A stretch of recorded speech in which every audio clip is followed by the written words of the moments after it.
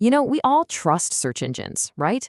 They're our window to, well, basically all of human knowledge. But what if that window isn't really showing you the world?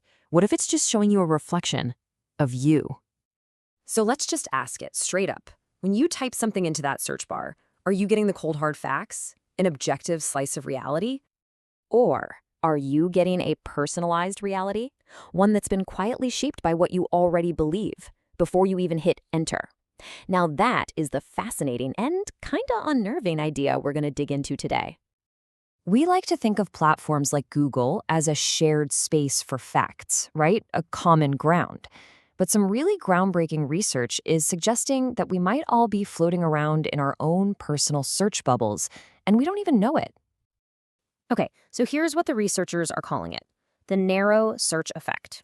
And here's the kicker: the bias doesn't start with the algorithm. Nope, it starts with us. The algorithm just comes along and pours gasoline on the fire. So, how does this actually work? Well, it's basically this little two-step dance. First, what you already believe changes the actual words you type into the search bar. Then, the search engine, which is just trying to do its job and give you the most relevant results for those specific words, ends up feeding you a super narrow slice of info that, surprise, surprise, confirms what you were already thinking. It's a perfect little feedback loop. Let's take nuclear energy, for example.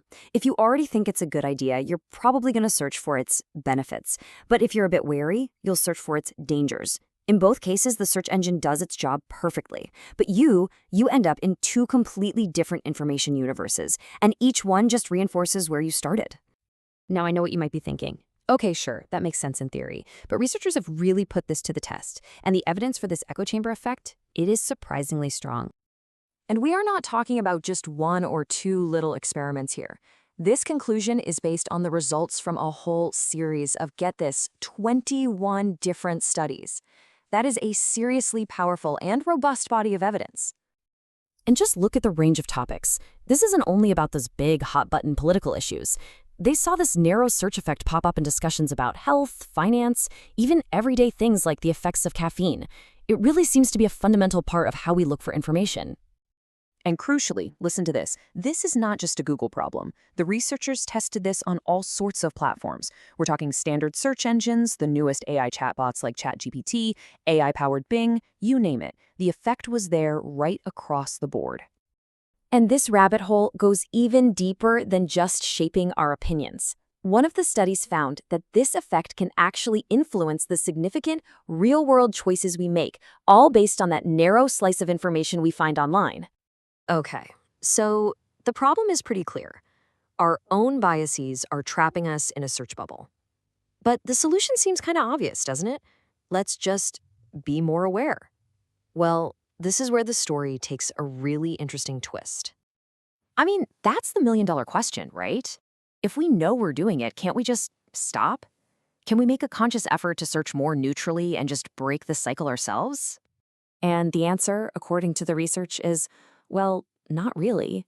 In two different studies, they tried telling people about the bias, prompting them to correct for it, and it had, and I'm quoting the study here, limited efficacy. Turns out, just knowing about the trap isn't enough to keep you from falling right into it. So, if trying to fix our own brains is that hard, what's the alternative? Maybe, just maybe, the solution isn't about fixing the user. Maybe it's about fixing the tool. And this is the big pivot in the research.